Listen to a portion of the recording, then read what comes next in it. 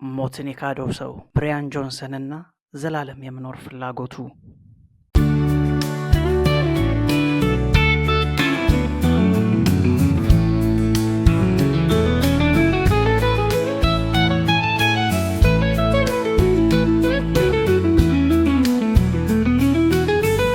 በፀሐያማና ሞቃታዋ ሎስ አንጀለስ ከተማ ህልሞች እውን የሚሆኑባት፣ ፍላጎትና ጉጉቶች የማይገደቡባት ብራያን ጆንሰን የዘመናችን አስደናቂ ሰው ሆኖ በዚያ ቦታ ላይ ቆሟል። ታዲያ ይሄ ሰው አንድ ጊዜ ነፍሱን ለቴክኖሎጂ ሸጠ ነው እና አሁን የሰው ልጅ መጨረሻ ገደብ የሆነውን ሞት ጋር በመጋፈጥ ዘላለም ለመኖር የሚታትር ግለሰብ ነው። በ47 ዓመቱ ቢሊዮን ዶላሮች ንብረት ባለቤት የሆነው ጆንሰን ለስኬት እንግዳ አይደለም። ነገር ግን ከሲሊከን መንደር ባለሀብቶች ገንዘብ ወይም ኃይል ከሚከተሉ በተለየ ፍላጎቱ የተለየ ነው። እሱም የዘላለም ህይወት በተመለከተ ያተኩራል። በፕሮጀክት ብሉፕሪንት በሚባል በጥንቃቄ በተዘጋጀ የህይወት ዘይቤ ጆንሰን ራሱን ወደ ቤተ ሙከራነት ቀይሯል። እርጅና ግዴታ ሳይሆን አማራጭ ለማድረግ በርካታ ሚሊዮን ዶላሮችን ራሱ ላይ እያፈሰሰ ተግቶ በመስራት ላይ ይገኛል።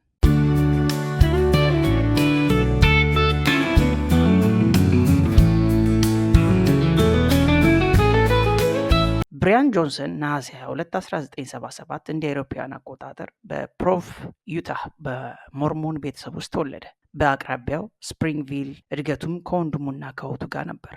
ወላጆቹ ሪቻርድ ጆንሰን እና ኤለን ሃፍ በልጅነቱ ተፋቱ። እናቱም ደግሞ ከሁለተኛ ባሏ ጋር የጭነት መኪና ኩባንያ ስራ አስኪያጅ ሆና እየሰራች ልጆቿን አሳደገች። እናቱ ኤሊያን ብራያንን ችግር ፈቺ ነው ትላለች። እናም ለቤተሰቡ ገንዘብ ለማስቀመጥ ምሳ የማይበላ ልጅ እንደነበረ ትናገራለች።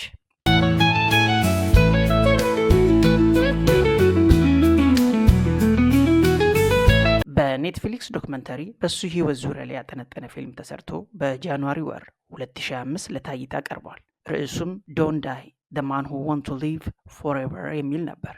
ይህ ዘጋቢ ፊልም በጃንዋሪ 1 2025 በኔትፍሊክስ የተለቀቀው የቴክኖሎጂ ስራ ፈጣሪ ብራያን ጆንሰንን እሱ እርጅናን ለመከላከልና ህይወቱን ለማራዘም በጣም እጅግ ውስብስብ በሆኑ የጤና ልምምዶችና ሙከራዎች፣ ህክምናዎች ጥብቅ ቁጥጥር የሚደረግበትን የኑሮ ዘይቤ ተግባራዊ ያደርጋል። ይህ ፊልም በክሪስ ስሚዝ ተሰርቶ የጆንሰንን የግል ህይወት ጉዞ እንዲሁም የሚሰራውን ነገር በሰፊው ይመረምራል።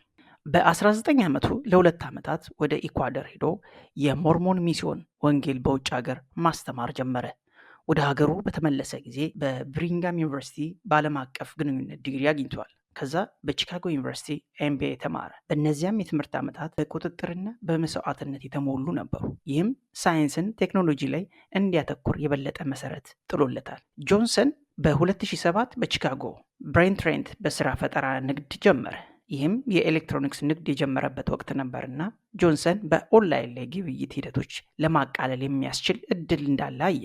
በ2012 ብሬን ትሬን ቬንሞን ገዛ። እሱም በስልክ መተግበሪያ በአንድ ተች ገንዘብ ለጓደኛ መላክ የሚያስችል ፈጣን መተግበሪያ ነበር። በ2013 ብሬንት በአመት 12 ቢሊዮን ዶላር እየሰራ ነበር። ከዚያ ኩባንያውን ለኢቤ ሸጦት በርካታ ዶላሮችን አግኝቶበታል። ይህም ከስኬቶቹ መካከል አንዱ ነው። ነገር ግን ሀብቱ ሰላም አለመጣለትም። ከ60 ፓውንድ በላይ ክብደት፣ ልብ ድካምና ከ3 ልጆቹ እናት ጋር የተበላሸ ትዳር ውስጥ ነበር። ራሱን የማጥፋት የሚፈልግም ግለሰብ ነበር። ከሞርሞን እምነቱም ወጣ። በ34 ዓመቱ ከቤተሰቡ ጋር ተለያየ። ታዲያ ሀብትም ስኬትም ያሳሳው ጀመር። በ2020 ጆንሰን አሁን በቬኒስ ካሊፎርኒያ ይኖራል እና 2 አዳዲስ ድርጅቶችን ፈጥሯል። ኦኤስ ፈንድ 100 ሚሊዮን ዶላር የሚጠጋ ለተወሳሰበ ሳይንስ እና ከርኔል 100 ሚሊዮን ዶላር የተዘረጋለት የአንጎል ምርመራ መሳሪያዎችን የሚያዘጋጅ ኩባንያ። ነገር ግን አንድ ነገር ያስቸግረው ነበር። ስኬት ቀድሞውንም የእሱ ጉዳቶችን አላከመውም እና የሞት ፍርሃት በየዓመቱ ይበልጥ ይገለው ነበር። ታዲያ በዳየር ኦፍ ኤሲኢኦ ፖድካስት ላይ ቀርቦ ሲናገር ይህ አንድ ሀሳብ ለሰው ልጆች ለማስተዋወቅ እንደገና ተወለድኩ በማለት ተናግሯል።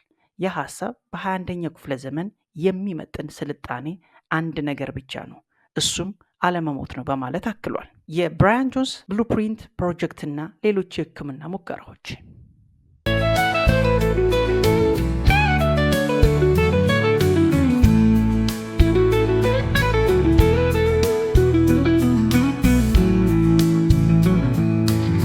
ጆንስ የብሉፕሪንት ፕሮጀክት የግል ጤና ማሻሻያ ሙከራ ሲሆን በዚህ ውስጥ በአመት በሚሊዮን የሚቆጠር ገንዘብ ወይም በአመት $2 ሚሊዮን አካባቢ ያወጣል። የባዮሎጂካል እድሜውን ለመቀነስና የ18 ዓመት ወጣት የጤና ምልክቶች ላይ ለመድረስ ይህን ጥብቅ የምግብ አመጋገብ በቀን ከ1977 ካሎሪ ቪጋን ወይም 100 በላይ ተጨማሪ ምግቦችን፣ አካል ብቃት እንቅስቃሴን፣ እንቅልፍ ማሻሻያ እና ሙከራ ህክምናዎችን ያካትታል።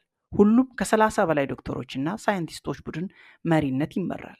እቅዱ ከ70 በላይ ሰውነት አካላትን በባዮሎጂካል እድሜ ለመለካትና ለማሻሻል ሲሆን ይህም ሰፊ የባዮሜከር መከታተያ ለምሳሌ ዲኤንኤ ሚቲሌሽን፣ ኤምአርአይ እና የደም ምርመራዎችን ይጠቀማል። ከብሉፕሪንት ባሻገር ጆንሰን ሌሎች የህክምና ሙከራዎችን ተከታትለዋል። አንዳንዶቹ ትኩረትን የሳቡ ነበሩ። ለምሳሌ የፕላዝማ ለውጥ በ2023 በ3 ትውልድ የፕላዝማ መለዋወጥ ተግባር ፈጽሟል። ከ17 ዓመት ልጁ ፕላዝማ ተቀብሎ የራሱን ለ70 ዓመቱ አባቱ ሰጥቷል። ይህም እድሜን ሊያዘገይ ይችላል ብሎ ተናግሯል። ለምሳሌ የአባቱን የባዮሎጂካል እድሜ በ25 ዓመት ለመቀነስ፣ የኔፕል ሾክዌቭ ቴራፒ የደም ፍሰት የወንድ ብልትን ተግባር ለማሻሻል የሙከራ በኤፍዲኤ ያልጸደቀ ያልተረጋገጠ የህክምና ሂደቶችንም በሰውነቱ ላይ ማካሄዱንም አካቷል። የጂን ቴራፒ በ2023 በሆንዱራስ ውስጥ የጡንቻ እድገት እና ረጅም እድሜ ለመጨመር ባልተፈቀደ የጂን ህክምና ተጠቅመዋል። ይህም በአሜሪካ ውስጥ በቁጥጥር ደንቦች ምክንያት ያልተፈቀደ ነበር። የሆርሞን ህክምናዎች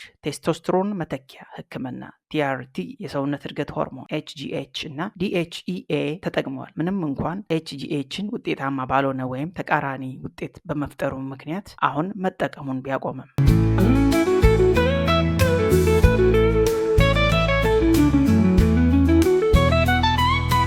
በኦክቶበር 2021 የተጀመረው ፕሮጀክት ብሉፕሪንት በማያልቅ ያልተለመደ የህይወት ዘይቤ ራሱን መከታተል፣ ሌሊት 10 ሰዓት ይነሳል፣ ምግቡን ሁሉ በተመጣጠነና በተለካ መጠን 2500 ካሎሪ እስከ ጠዋቱ 5 ሰዓት ድረስ ያጠናቅቃል፣ ከምሽቱ 2 ሰዓት ላይ ይተኛል፣ ከዛ በፊት ለ2 ሰዓታት ሰማያዊ ብርሃን የሚከላከል መነጽር ይለብሳል፣ ጠዋት ከ54 አይነት ዱቄት የተዘጋጁ ንጥረ ነገሮችን ይወስዳል። በቀን ከ100 በላይ ከሊኮፒን እስከ ሜቶፍሬሚን ድረስ ይጠቀማል። ምግቡ የሱፐር ምግቦች ዝርዝር ውስጥ የተካተቱ ናቸው። ብሮኮሊን፣ ኮሊፍላወር፣ ጥቁር ምስር፣ ሱፐር ፍራፍሬዎች፣ ቤሪዎች፣ ካካዋ እንዲሁም $75 የሚሸጡ የወይራ ዘይቶች የተዘጋጁ ናቸው።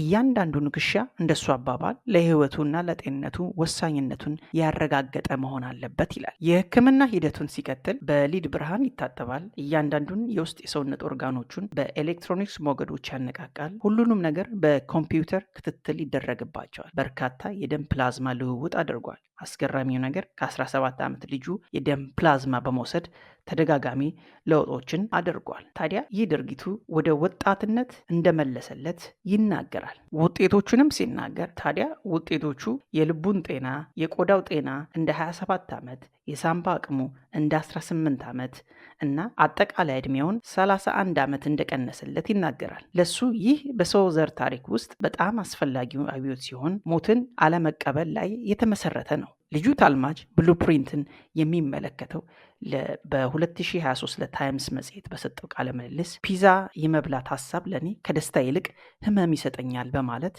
የአባቱን የኑሮ ዘይቤ ድጋፍ አጠናክሯል። ነገር ግን ሳይንሳዊ ማህበረሰብ የሱን የሞት የማስቀረት ሂደት ጥርጣሬ ውስጥ ከቶታል። የዩኤስሲ ሊዮናርድ ዴቪስ የጄንቶሮሎጂ ትምህርት ቤት ዶክተር ፒንቻስ ኮሄን ለታይምስ በሰጡት ማብራሪያ ሞት አማራጭ አይደለም፣ በጂኖቻችን ውስጥ ተጽፎ ያለ ነገር ነው ብለዋል። ባለሙያዎቹ እንደሚናገሩት ምንም ያህል የህክምና ዱቄቶች ወይም ጂን ህክምና ይህን የጂን ኮድ ሊቀይሩት አይችሉም ሲሉ ተናግረዋል።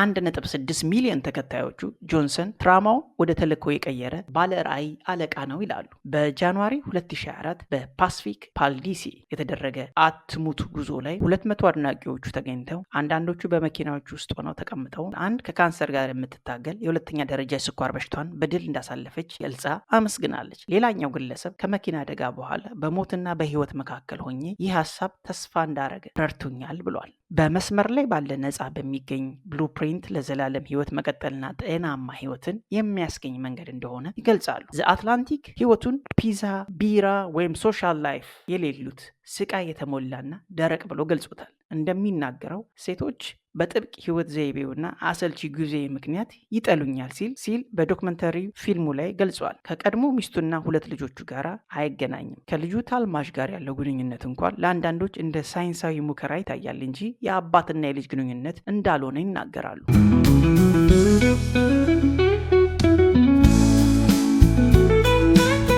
ታዲያ የኔትፍሊክስ ዶክመንተሪ ፊልሙ ተመልካቾችን በሁለት ከፍሎ ተጨማሪ ትኩረት እያገኘበት ነው። የሰው ልጅ ህይወትን በባዮሎጂ የሚያሸንፍበት የወደፊት እድል የሚጠቁም ፈላስፋ ይሆን ወይንስ ሞትን በመፍራት የህይወት ደስታዎችን ትቶ የሚጠነቀቅ ሰው ታሪክ? ለአሁኑ ጆንሰን በቬነስ ቤት ውስጥ በቤተ ሙከራ ውስጥ ብቻውን ይገኛል። ከታልማሽ ጋር ብዙ የህይወት ዘመናት ያለፉበትን አትሙቱ የሚለው መፈክር ቃል ብቻ ሳይሆን እውነታ የሆነውን ዓለም እንደሆነ ይገልጻሉ። ታዲያ ያለመሞት ህልሙ ያሳካው ይሆን? አብረን የምናየው ጉዳይ ይሆናል።